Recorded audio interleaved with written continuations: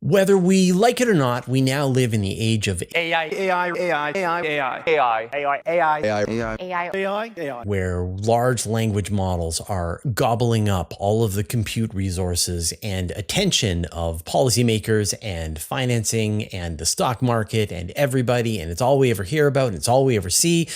And YouTube is just the LLM produced AI slop that is just outpouring. And many of us are wondering, what is the point of all of this?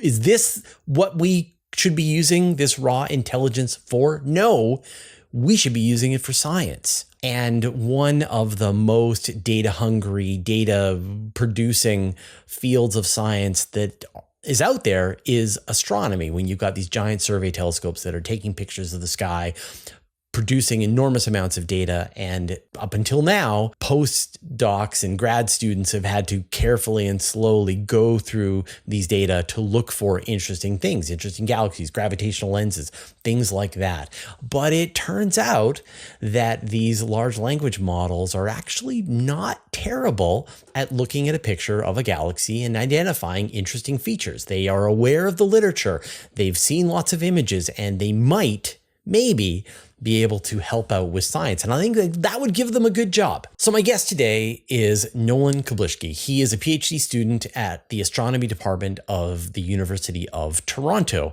and he's a member of the Polymathic AI collaboration. And he has been seeing if the modern large language models like ChatGPT, like Google Gemini, can evaluate astronomical images and pick out interesting features, the kinds of things that astronomers would use to do follow-on studies. He's built a search engine. He's taken 300,000 images, fed them into ChatGPT. It has evaluated them, given text descriptions of what it sees in those images, and then he can now search through all of those images to find gravitational lenses and tidal tails and edge-on galaxies, things that might be interesting to astronomers, and has been thinking a lot about sort of what role this technology might play in science. And so if you're wondering if maybe somebody has come up with a good use for this technology, I think you're going to enjoy this conversation with Nolan Kablishki. Nolan, you have been evaluating various LLMs for their ability to be astronomy assistants. So far in your experience, which one has the chops? Yeah, well, particularly I was most recently interested in how well they can actually look at an image of a galaxy and describe the phenomena occurring in that image. And what I found is that the the current models that are the best at this are from OpenAI and Google. And so these models have been trained on, the whole internet when it comes to language and also the images that occur on the internet. And so they actually have a surprisingly good ability to describe phenomena in galaxy images. Unfortunately, there's also open models that I can run on my GPU, but these aren't up to par yet, although this is like an active research area. So specifically when I go to, what are the most cutting edge models? It's those from OpenAI and Google. But that's interesting, right? That just a generic model that will give you a recipe for the raw ingredients that you have in your kitchen, or write your college essay, also has the underlying skills and capabilities to identify features in a galaxy image better than something that you custom trained using your own GPU resources. Yeah, exactly. That's bananas. I know, right? It's crazy. So I think that this is a result of just the scale of data that went into the model. So I could, and astronomers have cooked up their own models that can classify images of galaxies. But say, for example, there's like a weird arc in the corner of the image, or something to that accord. Like these massive models from these companies have been trained on all the literature, and so this is where I think they have the best advantage compared to much smaller models that were for specific tasks. Is these massive models like say GPT-5 can actually understand that, that weird arc in the corner could be indicative of, it's able to spot it and it's able to like relate it to, its literature knowledge, for example. And so this is a big advantage that it has. And so I sort of imagine, my experiences in training models, they fall into these local minima where, you show it a cat and then you show it the reverse version of the cat. It's like, I don't know what's going on here. I have no context. What is this? And yet with these large models, they're now, I guess, multimodal by kind of default. They've been trained on images, they've been trained on videos, they've been trained on literature, and that you're getting these emergent behaviors where it's able to look at something with a little bit of knowledge. Do you have to like prep it? Do you have to do some multi shots to go, okay, here's what we've learned in the past? You might see stuff and that could be an arc and that could be, some transient or whatever. Or do you find it just raw, straight up? What do you see here?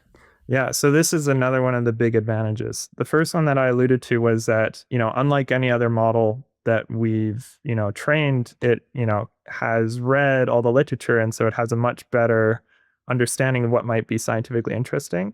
And the second big advantage I see of these foundation models is that you can just throw them at any task and see how they do.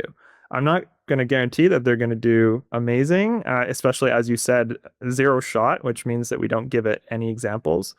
But for example, if you have, if you're trying to find galaxies with streams of stars that orbit the galaxy, which is something I'm particularly interested in to study dark matter, this is a phenomena that typically, if you want to find these cases out of 100 million images of galaxies, I would have to go out and actually like label, and try and find a few hundred of them, and this would take weeks and weeks of my time, and then I would have to train a model and run it over 100 million. But with these foundation models that suddenly are becoming a lot more generally, they're getting a lot more general abilities to understand images, even in astronomy.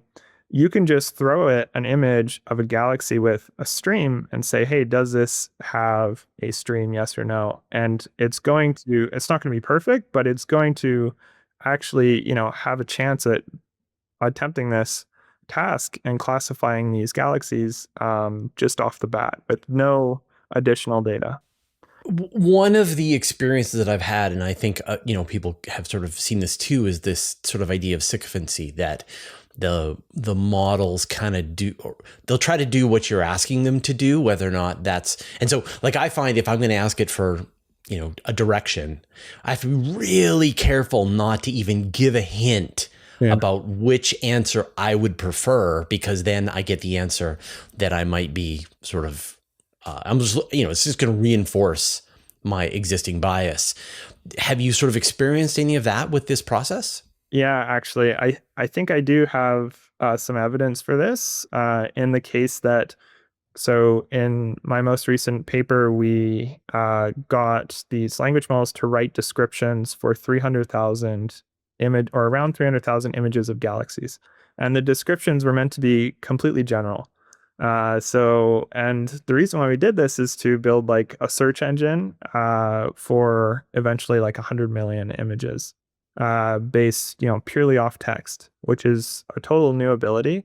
But when we went about making descriptions for 300,000 images, getting it to write these descriptions, we had to prompt it. And so we would prompt it with stuff like, hey, make sure to look out for example, gravitational lenses. Right. Oops. And so what I found is that it was actually very eager to label something as a gravitational lens. And so this is stuff that you have to watch out for. Interesting. So it's more accurate if you don't tell it what to look out for than if you start to give it some slight nudges of the kinds of things that would be scientifically interesting to you. It's a form of bias, I guess. Like if you include, AGN, active galactic nuclei, or star forming regions, if you include these in the prompt, hey, make sure to look out for them, then the model's going to have that in its, I'm being very, I'm kind of humanizing it, but it's going to have it in its mind. And it's probably going to be a lot more likely that it's going to include it in the description. So that's something to look out for. Yeah. Yeah, that's interesting, and like this is a behavior that wouldn't have occurred to me, I don't know, a year ago, Yeah. but now I think this sycophancy is a behavior that we're becoming so familiar with, and until they've sort of solved this problem, you have to be on high alert that unless you are really careful about how you pose your queries to the LLM, you're going to get kind of what it's going to show you a mirror. Would gladly show you a mirror Yeah. before showing, coming up with any original idea of its own. That's really interesting. So explain to me this process then. You've got, where are you getting your raw data from, and then how are you sort of preparing it and submitting it to the LLM, and then getting your data back? Yeah. So essentially, the problem statement here is that we have these data sets of, hundreds of millions of images of galaxies. Um, and we want to be able to find interesting things. For example, like I talked about galaxies with streams of stars that you can actually see in the image that's orbiting the galaxy, which is useful for dark matter. Maybe gravitational lenses you want to find where a galaxy is bending the light of one behind it. And these, occur 0.1% or less of the time in 100 million images. And so currently, to be able to search for them, it's very laborious. You have to go and actually look yourself, or you have to look yourself, label a set and then train a neural network to go and find it. So it takes weeks or months. So our goal was to build a system where you can just type in text what you want to find. So you just write a description, galaxy with stream, and hopefully, Yeah, show me an Einstein cross, please. yeah, exactly. Yeah. Hopefully these pop up. Yeah. And so in order to do that, you would need a data set with images and then their associated descriptions of those images. And this doesn't exist. It didn't exist until we found that language models like GPT-4 at the time actually could write half decent descriptions of the images. And so we use that to just generate, as I said, like 300,000 descriptions of 300,000 images. And right away, you could search this now by finding, what description is closest to your query. So it's most similar to your query of Galaxy with Stream. And so you could search the 300,000 right away.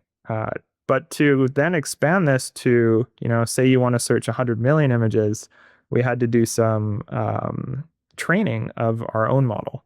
And so this specifically, what we did is we took these 300,000 descriptions and used it as a training set to then say, hey, I want to be able to find, the most similar galaxy to my text query, rather than the most similar description. Because if we were to generate descriptions for 100 million, it would be very costly computationally, or if you're using these models from a service, then financially costly to write descriptions for 100 million. And so we used what's called contrastive learning, which essentially is when you take an image and a piece of text and you train a neural network to put them into a very similar representation in a space. And so what that means is you have numbers that describe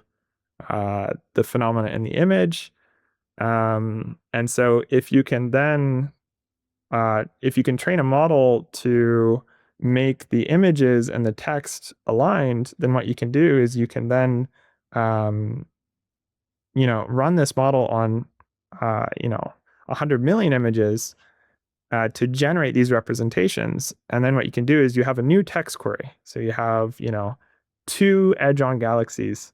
What you then do is you find you can use the model to then make a representation of that text query and find the most similar images to what you're trying to look for. Right. And so the traditional way of doing this is that you would have some poor grad student who would sit down and look at images and slowly, laboriously describe each image, set it aside, grab the next one, come back Yeah. a month later, and they've got 10 of them, and you give them, you say good job, and then you start to use that to train. And so instead, the question is, can you just turn the raw intelligence of one of these LLMs on this problem, create a much larger data set, get those descriptions, use that to train your model on the larger data set, speeding up the whole process and hopefully getting a good description of the other side. Exactly. So now if you want to find, like I said, two edge-on galaxies in the same image, you don't need to do a month of labeling anymore to then train a model to go out and find it. You can just try and type it in the search engine and see what comes up. And we find that I'm not going to claim it's perfect, but it's a lot. It's pretty amazing what actually can show up. So actually already I've found like galaxies with streams, many of them actually from this search engine. And so are you looking to, you have this, say how much is it, 300,000 you said was the sort of the raw list.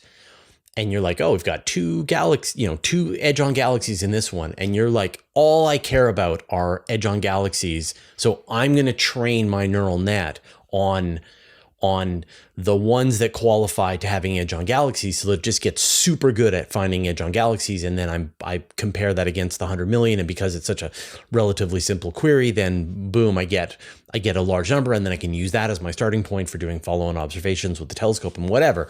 Or are you you training them at a bunch of things at the same time to kind of get a better evaluation of the of the 100 million images? Yeah, so we actually went about this trying not to bias the training set at all. So we didn't curate it to, we didn't purposely put in gravitational lenses in the training set and tell the language model, hey, here's a gravitational lens, write a description for it, for example, because then the search engine would be great, or hopefully a lot better at finding gravitational lenses. However, if someone is interested in something else, then they wouldn't get much use of it. So what we did is we just randomly chose 300,000 and just tried to make very general descriptions so that our search engine could be general enough, because we don't know what people are interested in, and we can't tell, what they're going to find with it. Right. But I guess what I'm saying is that when you're using, say, even GPT-4's image analysis capability, you're having to pay those API costs. Mm-hmm. It's expensive to even, I'm sure your university got a bill for 300,000 images, and they were like, we need to pay what now? $150. How much? $150. So that's not bad. Yeah. This is with GPT 4.1 mini. And so we actually tried to find the most cost-effective model. However, I would love to have the money to, write descriptions for 100 million. And that would be tens of thousands or more. Yes. Yeah. But that's not a ludicrous amount of money. Yeah. But I'm sure you've then done the same math and going like, if I use 5.2, what would that get me? Or Gemini 3, right? Yeah. It can then get a lot more expensive than the smaller models, but yeah. And so, but I guess I sort of was imagining you getting that initial set as like a bridge that would then let you train your own neural network that does exactly what you need and doesn't care about anything but galaxies. Yeah. Right. I think this is absolutely what people should do. Once they've found an initial few of what they're looking for, then you can go out and train your own model to go out and find them. And actually, with astronomy data foundation models, you have a much better starting point at, you can actually fine tune them on whatever you're trying to do. So if you want to be more involved and you want to actually, conduct a very extensive search for galaxies with streams, that's not just typing it into my search engine, you can collect potentially as low as a few dozen and try and use a astronomy foundation model like the one that I actually used in my paper called ION, which has already been trained on hundreds of millions of images. And so it's already has a pretty good physical understanding of these images. And you can fine tune that for your specific queries of interest, which would be a much more systematic way to go about and actually search for these things, where my search engine is to, find things that you don't have these large data sets for. Yeah. So did the model find things that were unexpected that actually turned out to be real? Yeah. So this is the kind of goal. So I think you asked me earlier, is it just chatbots that are helping out in astronomy? And chatbots, I think, have really been a huge productivity tool for like finding literature and also for coding. But the whole goal of, my research going forward, and this was the first example, is actually using these language models for discovery purposes. And so this is different than chatbots in that I actually want to integrate them into the pipelines. So writing a description for every galaxy image that comes out of a pipeline is kind of the first step in, potentially some of these images it might find quite scientifically interesting. And because it's read the literature, and because it's read all these papers, I think it has the best chance of any automated system we've developed of determining if an image is actually scientifically interesting. And so there has been phenomena that I've found with the search engine. For example, uh, I know I've mentioned galaxies with streams a lot. This is just what I'm focused on, but ones that look, unlike any other that I've seen. And I'm not an expert enough to see how big of a discovery this is. I'm not sure, but there's certainly been a lot of images where I don't know what's going on. My supervisor doesn't know what's going on, and so we saved the link for these. This is an ability in the search engine to just copy the link for these individual images, and we're probably going to look them up further. But how does the LLM sort of express curiosity and novelty of an image to you through the search engine? Yeah, so with the search engine explicitly, so we built it such that we don't need to be generating these descriptions with an LLM during the search. However, there is a feature that we tested out in the paper that's not on the search engine, which is that after a search is completed, for example, I'm trying to find two edge-on galaxies or something like this, you have, the top 10,000 results.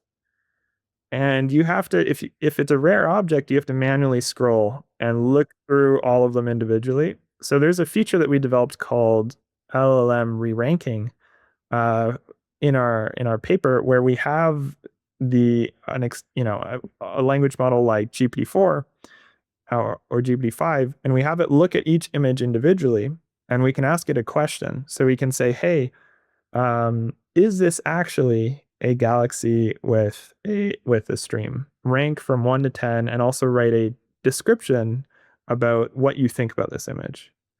And we can actually run it and have it go over all the top, 1,000 results and then reorder the list such that the most interesting images, most relevant to our query, bubble up to the top of the list. But that's kind of going back to what we talked about before. You're essentially running a new query on the API, having it look at this image with fresh eyes. You're possibly skewing the results with it being sycophantic, and yet you're saying, even despite that, interesting images are popping to the top. Yes, totally. So it's we have the evidence that this actually increases the amount of like true in our test gravitational lenses in like the top 10 results and top 100 results. Like it can actually bubble up the most interesting images to the top of the list. Right. Despite any biases. Yeah. But right now, I guess back to my original question is, has there been a situation where the LLM has gone, oh, and I think I see a cosmic string? Yeah, right? Yeah. Where it knows the literature. You're not giving it any specifics on what to be looking for. It's going, I see a galaxy, I see a galaxy, I see a star, blah, blah, blah. And then goes, oh, I think I see a cosmic string. And there is a quark star. Yeah, so this is the dream, really. We haven't. I think this is an active area of research, so I don't have like a strong example for you right now. Uh, I think the most difficult part about this is like we could run GPT-4 or GPT-5 on all of the images coming from our pipeline and ask it to point out the most interesting ones and why it's most interesting. The hard part is evaluating at that point. Okay, you have you know out of my 300,000 descriptions, it might have pointed out that some were extremely interesting and that it found a new discovery. But to actually evaluate if it is a new discovery, I would need to request, follow-up time with the, Hubble Space Telescope or James Webb, and it would take a year, and I would need to reach out to experts, that are specific in that area because it might not be the area that I'm focused on to actually go and see if it's found something interesting. And so I can't guarantee that it has found an example like this because it just takes so much time to follow up on these things. Right, but has it tried to? Yeah, Has it freaked out and said, "I think I see aliens here"? Like I would love to know what it thinks it sees and sort of your level of skepticism when you look at the thing when it's yeah. when it's So really putting out an alarm and you look at it and you go, "Come on, that's just a cloud. yeah, That's just a bird." so this is classic hallucinations, is what they call it. And so we have found, actually, we built a benchmark to actually evaluate these descriptions specifically on like a subset of like 64 galaxies where we have good labels on like stuff like how many spiral arms are in a galaxy. And there might be, the ground truth answer is that there's clearly three. But the model will say, oh, there's two spiral arms, and there might be it could be undergoing a merger, or like it sees clusters of galaxies, together, and it says, oh, these are all gravitationally lensed galaxies, when this is probably not the case. And so it has these hallucinations quite often. And so you have to be skeptical. So this is another reason why, like, you're entirely right. If it goes out and declares a discovery, I'm not going to believe it. I'm gonna have to yeah, create some kind of filtering step, or this is where you actually still need the expert time to actually go over everything that it says, oh, this is interesting, actually see if it's interesting, because it's currently not at that level. Right, of course. But I feel like that's sort of like the next step is that it unprompted, and like I think this is the key, is you don't say, do you see any aliens? Because it'll go like, yeah, I see aliens all over the place. The truth is now being revealed, and we need to take this to the authorities. So I think you're not giving it any prompt, you're not giving it any hint of what you're saying, and it to out of its own sort of just like, yes, I will look at pictures of galaxies and tell you what I see. I am an astronomer, right? That it will go like, wait a minute, I just found something really weird. I think, and I know the literature, and I think I found this thing, and I think I might have discovered something. And hey, advisor, take a look at this. What do you think? And have there been any examples where it's said something that's made you go, I really should look at this? And then you look at it and either go, no, that's ridiculous, or you're like, I don't know. I'm going to need to talk to an expert and put it into an expert pipeline. And hopefully the experts don't think I'm a crank, right? Like that's the risk, is you keep going back to them going, hey, supernova expert, here's a bunch in one galaxy. And they're like, you don't know what you're talking about. Please stop calling. Yeah, I've definitely had a lot of the first case where it declares to have found something, and then, most of the time, or almost all the time, it's not the case. Like I said, with gravitational lenses, there has been cases. So if you want explicit cases, I told you I'm saving like interesting results from the search engine. And there has been cases where it looks like it's described some images as gravitational lensing, and from my eye, it actually does look like it. And so these are ones that I actually am sending to the experts in those fields, and I've looked in the catalogs, and these two images have not been confirmed as gravitational lenses. And so I'm not going to say that they are. Um, like you do need a follow-up to actually confirm, but it looks, like it actually had it on the nose there, and that these are something that, deserve follow-up. Yeah. So theoretically, and I'm like, well, I'm not going to put you on the spot here, but Sure. theoretically, giving the LLM a sort of non-biased, take a look at this picture, tell me what you see. It is theoretically describing features which are important to astronomers, like gravitational lenses or tidal tails or whatever, that were previously unknown in the existing astronomy literature and databases as the known gravitational lenses, that each of which were found by poor grad students who had to spend weeks and months at this, turning up potentially more of these things that, upon a cursory look by a person who is not specialized in this but kind of knows what astronomy stuff looks like, confirms that maybe there is something real here, and maybe that there are new additions to be made to the catalogs. Do you think that's a well sort of nuanced position? Yeah, I think that's a totally good nuanced position. Yeah. Gravitational lenses are becoming a lot more, common. Not common, but like we're finding a lot more of them. Like, I think last year there was this one survey that found like 500 strong lenses, and there's going to be hundreds and thousands more in the future. Yes. The hard part is like, it works as a classifier. The cool thing in the future that I'm really excited for is if it's able to find something that, would actually contribute to the literature. As a type of object or phenomenon that's never been seen exactly, before. Exactly. Right. Yeah.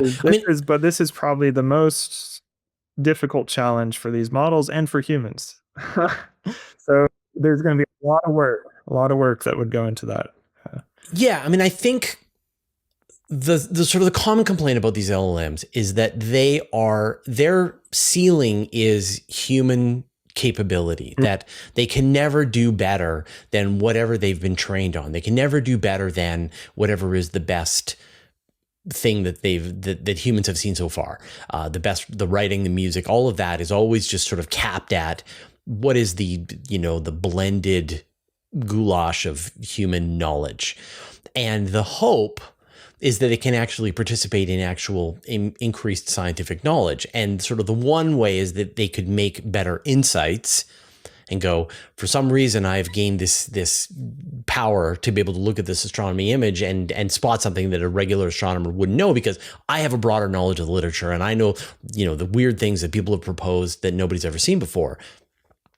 That would be amazing, right? But plan B is they just are willing to do the scut work day after day after day, look at 100 million images and just properly categorize them in a way that maybe astronomers don't have time to do that. But I think, it's a good time because there are entirely new new systems coming online right now. Vera Rubin, we're days away from it entering operations and just disgorging petabytes of data onto the internet. You've got Nancy Grace Roman, which has completed construction. It's coming out very soon. You've got Euclid. You've got massive astronomical databases that nobody will have peered at a teeny fraction of it. Robots have got to be our only way to get through this. Yeah, I absolutely agree. And this is why I'm so excited about language models as the potential solution to these, or one part of a potential solution to this massive data problem. Where, wouldn't it be great if we had some eyes on all of the data coming in from Vera Rubin, as you said, I think there's going to be something like 10 million alerts of things changing in the night sky per day from Vera Rubin. So these are supernova, these are asteroids, these are variable stars, and we already have classification pipelines for it. This is, getting closer to being like a solved problem for classifying, is it this type of supernova or that type? But to go further, actual astronomers would take, the catalog of supernova and analyze, individual ones with code, making different plots, comparing them to papers to see if the supernova is actually scientifically interesting. We don't have a way to automate this at this stage. And we also don't have enough astronomers to give that sort of in-depth analysis treatment to everything coming from these pipelines. And so this is something I'm actually quite excited for going forward, because this is probably, I'm not saying it's going to be astronomer level, if we throw GPT-5 at each, analysis of supernova, but it's certainly better than anything we've had before for comparing it to, stuff that we've seen in papers to determine if one particular supernova is scientifically interesting to the community. Yeah, and I've been involved in various citizen science Yeah, projects, exactly. and and I remember the discovery of like green pea galaxies or Henny's Vorwerp, that a non-scientist, but just like a human being with a human brain, was able to look at huge amounts of astronomical data and go, here's a thing. Has anyone ever seen these before? Do we even know what this is? And then the astronomers go, no, we don't know what that is. Let's do some follow-on observations. And I think that feels like, we're going to get this gigantic data set coming from Vera Rubin, and and that in those data, there must be things that are happening, less commonly. Like supernova are common, but weird double supernova. There's a story we report on just this week in Universe Today about a kilonova supernova that was probably some kind of combination object that was super weird, very rare. Yeah, that's cool. And you want to know before anyone else that this thing might have been seen, and try to get people starting to know about it. And so it's almost like you're looking for those moments, though that's unusual, that can then begin a line of inquiry. Right. Yeah. And I think citizen science has been insanely valuable for this. Like, as you said, if the green peas and the Vorwerp galaxies, this is a perfect example of, human insight at scale where, professional astronomers, we just can't do that. And so the humans or the volunteers have made all these amazing discoveries. And so I think that this is also, going to stick around, and volunteers are going to be absolutely, indispensable when we have these massive amounts of data coming in for identifying this. How much of the compute resources allocated to Google and ChatGPT would you like it to be shifted over to this kind of scientific discovery? 90%? Yeah, this is 85%? A fantastic question. So in the long run, I hesitate to make predictions past 10 years, but sometimes they're really fun. In the long run, I think that as these models get better at science, and this does seem to be a big focus for some of these, labs, either in industry and also in academia, is to, actually get them to, as we've discussed the whole interview, make more, or actually be able to make discoveries and contributions to scientific literature. So if we reach this, I think that we should probably be allocating a huge amount of compute. A huge amount of these data centers being built could be allocated to scientific discoveries. Automating these data analysis at large scale to actually try and come up with new medicine, to more material science research, because these will have practical implications for society, and it could greatly improve quality of life if we can actually get these language models to discover a better solar panel, or a better treatment for a particularly rare disease. I think this is going to probably be our best use of compute going forward. And so I would love to see 90%. Yeah. Or more. It's funny because we hear like DeepMind has a real research focus, and they're trying to provide these tools to researchers. OpenAI has said that they're putting all this, they really feel like that's the real purpose. Like what they want is science. Yeah. But as a person who had to pay the API costs, did you experience this sort of incredible enthusiasm from the companies to help you do your science? Yeah. Are they knocking down your door to help you just analyze Vera Rubin data? So I I would love them to provide me the API Yes. cost to go ahead and run, these pipelines on all of Vera Rubin and analyze all the supernova. And, you best believe I'm going to be reaching out to them for covering these costs. I have gone like It's weird that they haven't already reached out to you though. yeah, That's what well, I'm saying. it's a great question. I think there's just so much going on in the space that you might be right. Like it's hard to keep track of everything. In previous projects that I have been involved in, for example, last summer I presented one where I evaluated how good the coding language models are at solving physics problems with code. So, like analyzing data from a gravitational simulation of stars orbiting each other, you can ask it questions like, what is the period of the orbit, or we can modify gravity and see if they can understand how we modified gravity in the simulation. And so we did reach out then to these companies, and they actually provided us they were able to cover the costs of evaluating models, which is pretty great. So they are pretty open at and they have a lot of different academic grant programs. And so this is stuff we will be applying to once we, show that it can actually, if we can show that it can lead to discoveries, I'm hoping that they will be happy to contribute. Yeah, yeah. So I'd like to shift gears and chat a bit just about your sort of research focus, because we were talking a little bit beforehand about sort of what kind of astronomer you had started out to become, and sort of researching tidal tails and thinking about galactic mergers and all that. And I guess you'd gotten to this point where you're like, I wonder if I could use computers to find more of these things. And now you're rabbit holing into this obsession.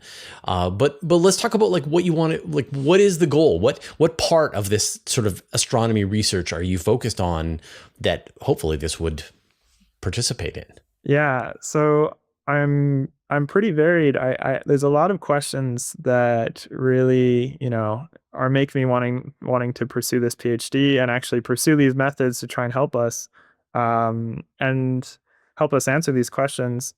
One of which is something that I've talked about a bit now, which is finding galaxies that have torn up a smaller companion galaxy, like a dwarf galaxy, and they've created these streams of stars that are now orbiting it, and you can actually see this in the image. And one thing that you can do with this is if you have a ton of them, which is what I'm looking for, is you can actually understand the distribution of dark matter in the host galaxies. Because by looking at how these stars orbit these host galaxies, you can actually understand, what forces are acting upon these stars, because they'll be curving around. They form these nice, very long streams and create multiple orbits, if you're lucky, around these galaxies. And so from the curvature of these streams, you can actually tell or have a better idea, at least, of where, exactly the force of gravity is pulling on it. And so this can Oh, tell that's you really interesting. about, That the sort of the history of the tidal interaction is sort of written into the tail of stars behind it. So it's not just like you're looking at a snapshot, say, of like a globular cluster orbiting around a galaxy. You're actually seeing the entire orbital history, maybe even multiple passes, as this sort of gravitational geode, right? yeah, exactly. So when it's been ripped apart, the stars are following like its orbital path essentially into this stream. And so like if you know about, how the force of gravity is acting on it at every point, then you can start to be able to tell the distribution of this invisible dark matter in this galaxy, and that distribution is what is pulling on these. The dark matter is what is causing the force of gravity on these streams, along with the actual stars in the galaxy. And so this is like a probe, because we have pretty good measurements of how the dark matter is, well, I say pretty good, but we have decent estimates of how the dark matter is distributed in our own galaxy. But it's much harder to do this in galaxies that are much further away. And so this could tell us, it could allow us to understand what theory of dark matter is best supported by these observations. And I know a lot of work has been done in this area. I mean, this isn't your original idea. This is something Totally. a lot of people are working on. And do we get a sense of the story that is starting to grow here about, how well the shapes of the tidal tails map out the distribution of the dark matter and how that compares to the visible matter, and which theories are starting to get more evidence and which ones are starting to have to be retired? Yeah, so this is yeah, it's definitely still a work in progress. Specifically, yeah, I'm just entering this, so it's hard to answer specifically. But as we get more and more of these streams discovered and modeled by these fairly expensive simulations, I think it's even in the Milky Way, we can do this with streams as well, and everything seems to fall back to lambda CDM, which is it's there's other theories like self-interacting dark matter and stuff like this. Yeah, like Mond. Mond, yeah, exactly. Yeah. And it seems to me that as of now, the jury is still out a bit. However, lambda CDM seems to be, it's still the leading theory. Right. Yeah. And in this, that there is some kind of cold, massive particle that rarely or never interacts with itself or regular matter, except through gravity, as the explanation for this unseen mass in the universe. Yes, exactly. And there's a lot of work. I also worked in the Hubble tension a bit before coming to Toronto. And this was also quite exciting, where I was developing methods to measure distances to other galaxies in order to eventually then, measure h naught, the expansion rate of the universe. And this is also a very exciting area where our observations do not agree with, you definitely know about the Hubble tension with Of course. the Yep. observations do not agree. Yeah, and the audience definitely. So don't worry, you don't have to explain it. And the CMB, yeah. Yeah. Yeah. So. Yeah. And so, do you think about? I mean, I guess the quest is, can we find sort of standard candles that are earlier on in the universe that can be used to probe against the cosmic microwave background measurements, as opposed to the plethora that are known in the local universe? Yeah, this is quite difficult. The difficult thing about this is I think the main limiter is our telescopes. You could have, there might be some ingenuity in trying to, develop new methods for finding standard candles much further away and earlier in the universe. And there is some good methods on this. However, our telescopes like James Webb, for example, and also Vera Rubin, when it comes to the amount of supernova that it's going to observe, is going to be, quite a big step up for getting a much better statistical sample of, galaxies that can contribute to measuring h naught, the Hubble constant. And then, James Webb is able to peer back much further to get a deeper sample of these. But it's funny that you sort of bring up the concept of our telescopes, and also how you're hunting for gravitational lenses. Like, those are the natural telescopes that are out there in the universe. The more we can find, the better advantage we can take of them. And, there's a subset of these gravitational lenses that are lensing quasars, and you can watch quasars flicker and then detect the multiple paths of the light and be able to determine whether or not, the distance to the quasar, and pull h naught right out of those observations. So it sort of comes back around. The more gravitational lenses you can help provide to science, the better we can get an answer to that question. And the more gravitational lenses, a lot of them are all coming from Euclid now, which is a new telescope. So it's very looped around. But you're totally right. That is a really cool method to use these gravitational lenses. And I can also loop this back to foundation models, because I think I alluded to this earlier, but my former colleague, Mike Walmsley, developed a foundation model actually trained on galaxy zoo labels that he then adapted to help find gravitational lenses with Euclid. And this is one where I think if everything's left in place, it's going to be able to discover thousands of new gravitational lenses in the next, few years, which is pretty insane. It's going to balloon the number of gravitational lenses that we know of. And so hopefully some of them will be very useful for applying this method to measuring the Hubble constant. Yeah, and it's like a fancy telescope store showing up and putting upgrades on all of our existing telescopes. So that would be great. Yes, please. Nolan, what are you obsessed with right now? Yeah. So I am really obsessed with actually putting everything that I've said to the test. So we're dreaming about, as we said, language models that can actually, we can integrate them into pipelines and they can look at every supernova and image coming from these telescopes.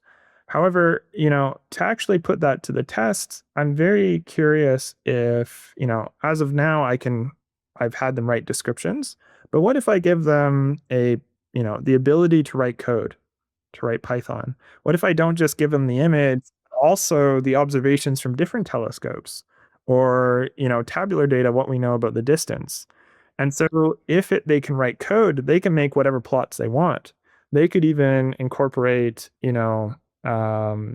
simulations, for example, to analyze this data. And with this, and also with the ability to read literature, we turn these into not just single call language models, but actually like agents, in the sense that they have all these tools that to actually do a much deeper analysis.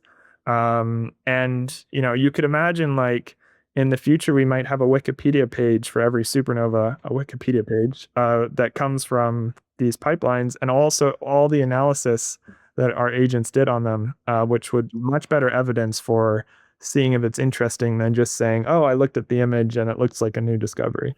Right, but it could like look at the image and go, I think I see something. I'm going to check the infrared image to see if I still see the same thing. I see some differences. I'm going to run a plot to get a sense of what this is. Like the kinds of things that an astronomer would actually do as they're starting to go down the question of whether or not this is useful and interesting. I sort of think back to when James Webb first came online, and we got a lot of people saying, we found the most distant object. Yeah. But that wasn't real until they'd done the spectroscopy on it. And so when they finally did the spectroscopy, then they were able to make claims that, yes, indeed, this is indeed the most distant object that we've ever seen.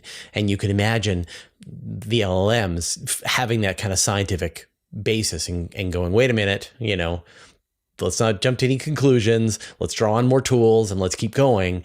I'm going to request some time on Chandra, and the new Chandra 2 is automatic and goes, you got it, boss, and turns to this object and makes the required observations. Like, it'd be super weird if some of the stuff starts becoming more automated all the way through the pipeline.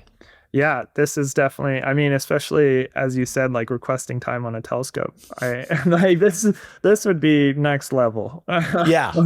Yeah. But I see it as a possibility. And so, yeah, this is what I'm obsessed with testing right now. So in order to see if they can actually do this, is it actually going to be useful? That's the issue. Like, they can call Python, it can, analyze data from multiple telescopes, but can it do it correctly? I have to go out this year and actually develop systematic benchmarks to see if they're actually doing the correct things, and develop a system that can actually ace these benchmarks, these tests. And is your instinct, and like, I know this is a very kind of useless thing to say, but is your instinct that they will be able to figure this out? And it's just a matter of the right framework, the right training, the right benchmarks and feedback? Or is it like we're going to run up against no, these things are kind of dumb, actually? Yeah. So this is what there's a concept of jagged intelligence, which is essentially the fact that these language models might be incredibly good at proving a math problem. Like, they won IMO gold, the math Olympiad.